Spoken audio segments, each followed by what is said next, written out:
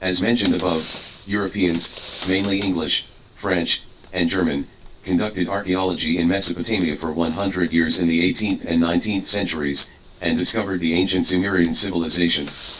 But during this period of time, the British lost no time in proposing a linguistic concept called Indo-European languages.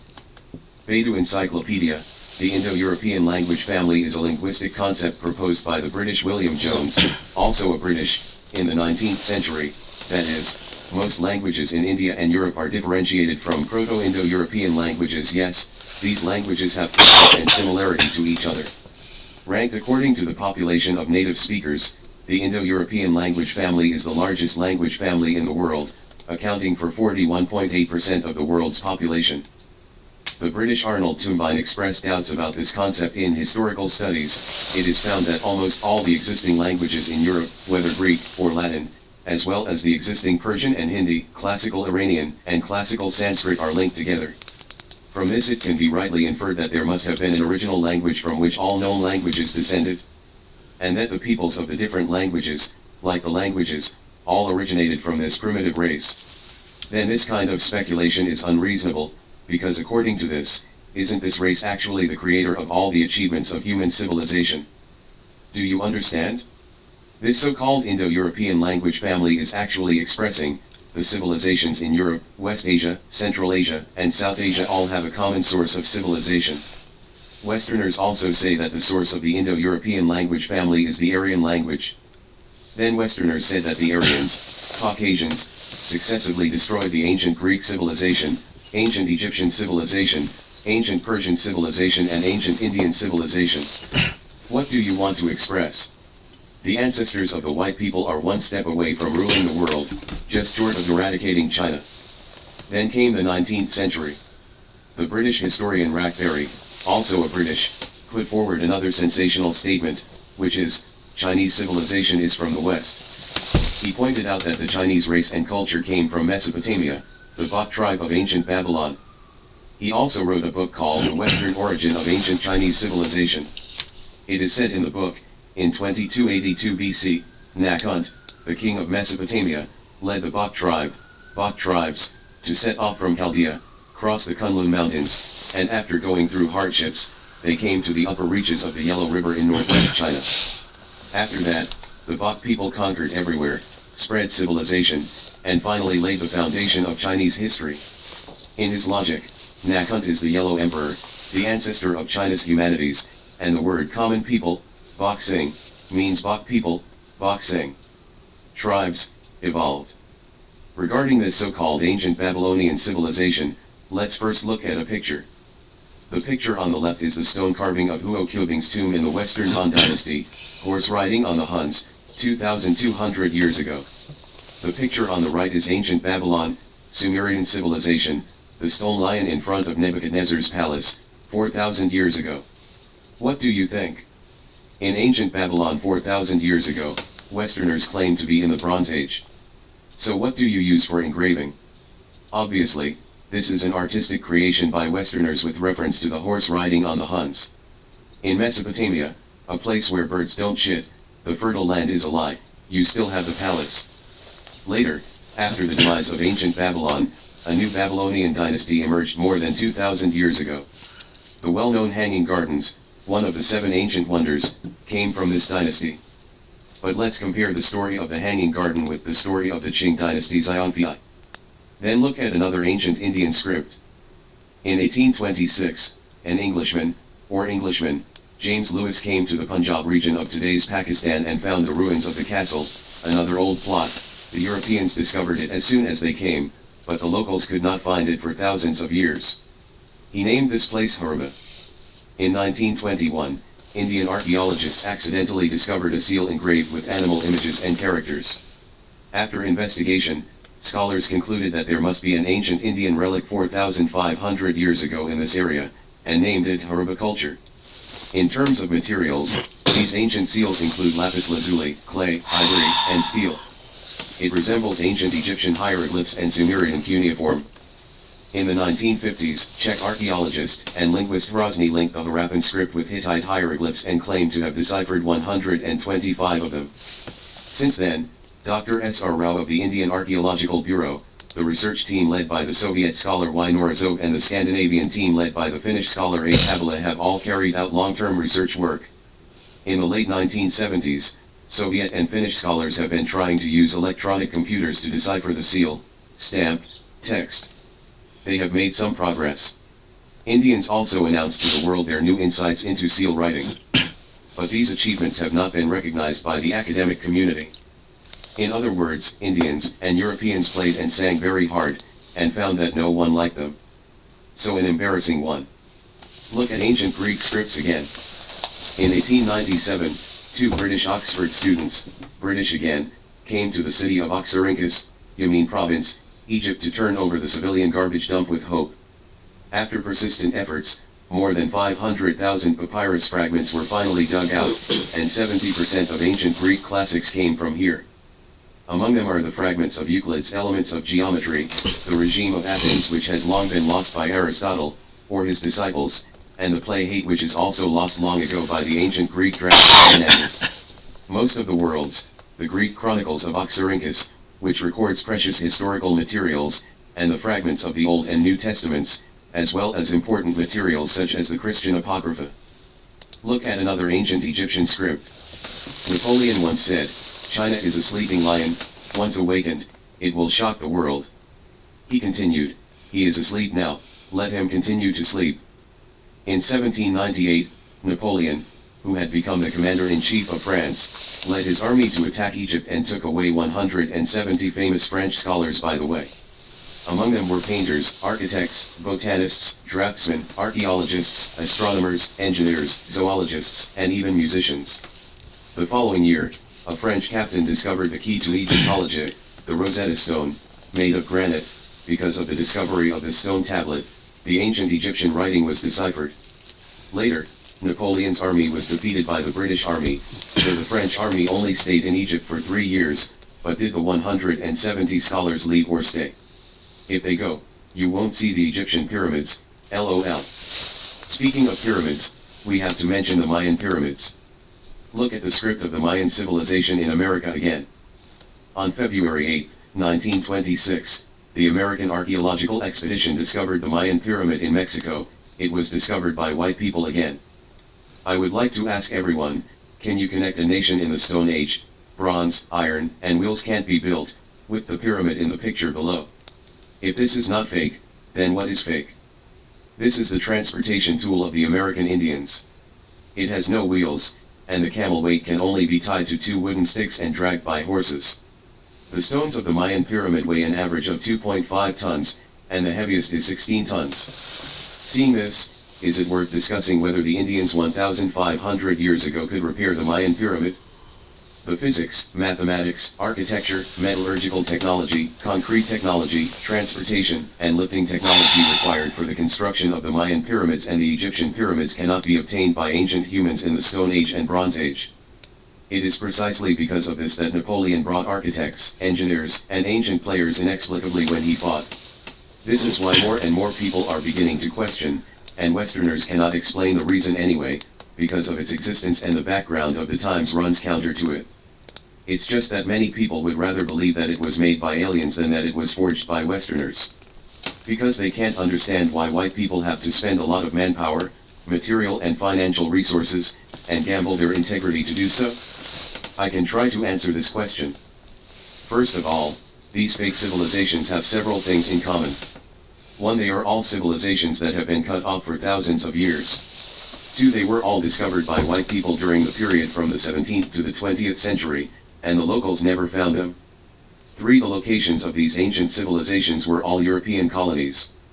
4. In the past 100 years, all their dead characters have been deciphered by white people. In other words, all ancient civilizations full of flaws were handled by white people. Why would they fake civilization? At the beginning, it was to cover up the history of plagiarism of Chinese civilization sent by missionaries, so that ancient Greek civilization was fabricated.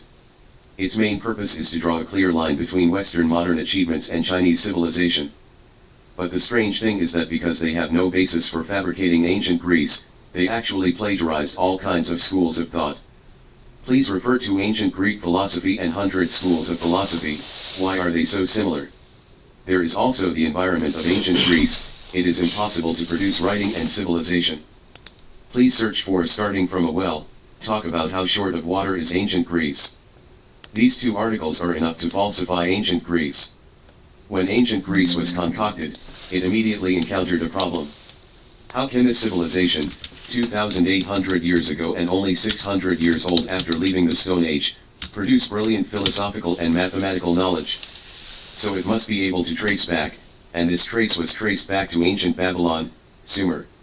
In other words, in order to complete a lie, 10 lies must be fabricated. In order to forge a civilization, Westerners must forge more civilizations to testify against each other. So we found on the mud unearthed in Mesopotamia, ancient Babylon and Sumer have mastered very advanced mathematical knowledge. It's just that the Westerners' way of proof is too cheap and anti-intellectual.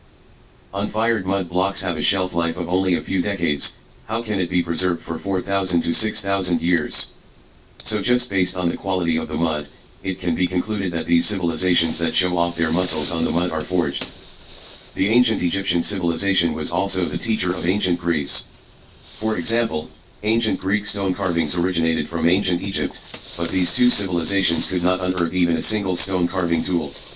Compared with Mesopotamia's civilization, the manufacturing cost of ancient Egyptian civilization was slightly higher. In fact, there were only 3 large pyramids. For France, the second colonial empire in the world at that time, colonizing 12 million square kilometers, it was just a drop in the bucket.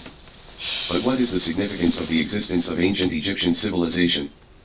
First, it needs to export food to civilizations with poor lands such as ancient Greece and Rome to feed them. Although the Nile Delta can't even feed the native Egyptians much. Secondly, it needs to export papyrus to ancient Greece and Rome, although papyrus grows in shallows and swamps, and there are very few in the Nile Delta. Thirdly, because of the pyramid, it can increase the weight of the civilizations around the Mediterranean Sea in the world's civilization in one fell swoop. Many people can't understand, why do white people go to Asia and Africa to make fakes? Because in the eyes of white people, these places belong to the Mediterranean civilization circle. Understand. The existence value of ancient Egypt and Sumer was firstly to compete with ancient India and Chinese civilization. And once they're gone, there's an immediate problem. The birthplace of human civilization is the obvious place. Therefore, Western man-made fakes will inevitably increase the weight of Mediterranean civilization. They must also allow fake civilizations such as ancient Greece and Rome to be traced back. Later, Westerners came up with the concepts of Aryan civilization and Indo-European language family, in order to include Indian civilization into the Mediterranean civilization circle, so that their civilization proportion will be greater. Then he said that his ancestors, the Aryans, were the conquerors of Central Asia, West Asia, and South Asia. By the way, let these 3 civilizations double-team China. At the same time, Europeans and Indians worked together to create ancient Indian seal characters, which pushed the history of Indian writing, Sanskrit, from 3,500 years to more than 4,000 years. What needs to be emphasized is that in 1899, China just unearthed oracle bone inscriptions 3,600 years ago. In 1921, the Indians immediately unearthed seal characters more than 4,000 years ago. But this seal text is actually related to Hittite and Sumerian text, and the material of the seal is steel. Doesn't this screenwriter read the history of metallurgy? It's ridiculous. But in this way, Chinese civilization has become the country with the shortest history of civilization among the 4 major civilizations. Do you understand that Western pseudo-history also has a very important function, which is to suppress Chinese civilization? The source of human civilization is directly belittled as the 4th oldest. For the argument that Chinese civilization is the source of human civilization, please refer to the great achievement of Chinese civilization is the demon mirror of Western pseudo-history. In fact, the ancient Egyptian and Sumerian civilizations did not exist, and the ancient Indian civilization was overstated. Once we get to the bottom of the matter, we will discover 2 truths. First, Chinese civilization is the source of world knowledge and technology. Second, Chinese characters are actually the oldest writing in the world. I don't know if it's because the British think that these 3 civilizations are not strong enough to double-team China. So the British Raspberry came up with another saying, Chinese civilization is from the West. He directly said that Chinese civilization is a branch of Lianghe civilization. Have you ever seen this kind of porcelain touching technique? Ordinary touch porcelain, let you lose money. When Westerners touch porcelain, they want the Chinese to call it daddy. So we can see very clearly that the British are the operators of Western pseudo-history. You can also see clearly at the end of the great achievement of Chinese civilization is the demon mirror of Western pseudo-history. The pyramids and the Sphinx were also built according to the Shanhai Jing, and their purpose was also to match the Chinese civilization, and to convince the Chinese that Chinese civilization originated from ancient Egypt. This is actually the most brilliant strategy to dwarf Chinese civilization. The Chinese have never understood the status of their own civilization in the world, so the national spirit will always fall into a coma. It's just, can these frauds be made more detailed? Don't make it out, it's all stone and mud. Having said so much, is it a bit of a conspiracy theory? It seems that the whole world is targeting China. Do Westerners do this? Actually, just look at the Bible. It is written in the Bible, God blessed them and said to them, be fruitful and multiply, and fill the earth, and subdue it, and rule over the fish of the sea, and the birds of the air, and every living thing that moves on the earth. Do you understand this sentence? In the cognition of Westerners, their God is the only true God, while white people are the chosen people. The land resources in this world, things that fly in the sky, things that swim in the water, and living things that jump on the ground, including people, are all under the control of white people. They are all given by God. Understand? This sentence is the origin of Western colonial expansion and slavery. And all the bad things they do are approved and praised by God. Everything Westerners do is justified as long as it has a source in the Bible. This is white nationality and the way of thinking. Just ask if this nation is scary. So according to the white people's way of thinking, they are the chosen people, so no civilization can be stronger and more advanced than them. Because, once there are civilizations greater than themselves, they will doubt whether they are the sons of gods. Do you wonder if God is the only true God? This kind of suspicion will not only shake the national self-confidence, but even shake the foundation of Christian civilization.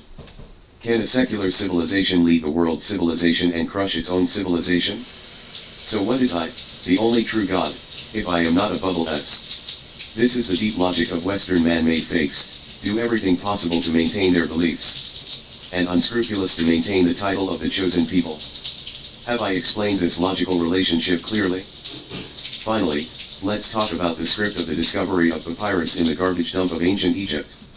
In 1897, 2 British men pinpointed a garbage dump in Egypt, and found 500,000 papyrus, from which 70% of the ancient Greek books came from. It also includes the Bible. Everyone knows why many bamboo slips unearthed in China are well preserved. There are 2 main reasons. 1. The tomb chamber is isolated from the air to prevent oxidation of the bamboo slips, it can be carbonized but not oxidized. 2. The ancient lamp black ink is powerful, and its main element is carbon black. The chemical properties of carbon black are very stable at room temperature, and it cannot fade for thousands of years, even if it is soaked in water. So I would like to ask 2 questions. 1. Does the Egyptian desert dump meet this requirement for confined air?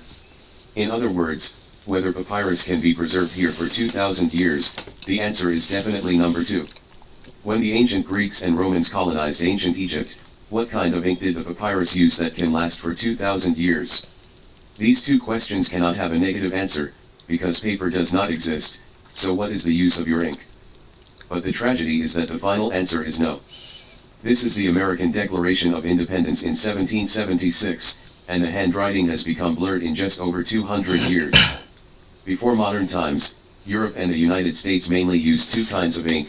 One is carbon ink, which is made of a mixture of charcoal and gum. The United States Declaration of Independence may have used this ink. There is also a metal ink, also known as iron gall ink, which is made by mixing a tannic acid solution with ferrous sulfate, copper. This kind of ink is very absorbent, but it has a fatal weakness, that is, it is too corrosive. How strong is it? It can corrode metal nibs. So much so that Jefferson, the 3rd President of the United States, replaced the metal nib with a quill. So what is the effect of this ink on paper? Shocking. Writing with this ink is fine at first, but as time goes on, this happens and gets worse. And this iron gall ink was used by Europeans and Americans until the 20th century. Until Westerners learned to make carbon black ink, burning oil to obtain carbon black. At this time, Chinese lamp black ink, burning pine trees to obtain carbon black, has been used for more than 2,000 years. And this technique of making ink is recorded in the Ming Dynasty's Tiangong Kaiwu. So I want you to think about this. How did these papyrus and inks that are more than 2,000 years old, or even 4,000 years old, be preserved? What does it mean if the papyrus is falsified? Means, ancient Egypt, ancient Greece, ancient Rome using papyrus, record knowledge and history, they will all be falsified. All in all, the central idea of Westerners forging history is to make the West the birthplace of human civilization, and then make Christianity the oldest religion of mankind. In order to cover up and suppress the real source of human civilization, China, and the oldest religion, India. Then let me sort out the logic of Western man-made fakes. First of all, Europeans claim that the mother of civilization was ancient Greece more than 2,000 years ago. However, ancient Greece, which has a history of more than 2,000 years, cannot compete with the ancient Chinese and Indian civilizations to compete for the source of human civilization. And ancient Greece also needs to be traced forward. It is impossible to jump out of the stone. However, the 500-year-old European backwardness known to the world cannot be beautified. Even Europeans have to call themselves descendants of barbarians, so there is no basis for large-scale fraud in Europe. So Westerners have to choose to make fakes in other countries. They had better be on the doorstep of Europe and their own colonies. In the end, Egypt and Iraq were chosen. It seems that these fraudulent acts are the act of making wedding dresses for others, but in fact, their existence can trace back the ancient Greek civilization and increase the weight of Mediterranean civilization. If there were no pyramids, there would still be what to get out of the monument. That's why the Egyptian pyramids are so important. 3. To lengthen the length of the Mediterranean civilization, so that their history far exceeds that of China and India. But their counterfeiting costs are actually not high. There are mainly 3 great pyramids in Egypt, several stone temples in Greece, the Pantheon Colosseum and Pompeii in Italy, a few aqueducts in Western Europe, and a few mud books in Iraq. Self-proclaimed there are 500,000 UN, and I dare not show it so far, and I guess there are not many football fields to fit, and then put a pile of poured stone sculptures into museums in various countries, and finally make several kinds of characters and writing tools papyrus by myself, and then decipher it by myself. But that's all. Is it difficult and expensive to counterfeit? Moreover, Western countries are a union in counterfeiting. Members of royal families, all relatives, governments of various countries, the Pope, their interests are all aligned. As to create the theory of the superiority of the white race and its civilization, and finally be able to grasp the right to speak in the world, colonize the spirit of other nations, and occupy the commanding heights of human civilization. Is the profit return small? Is it worth it just to get a bunch of stones and create a few characters?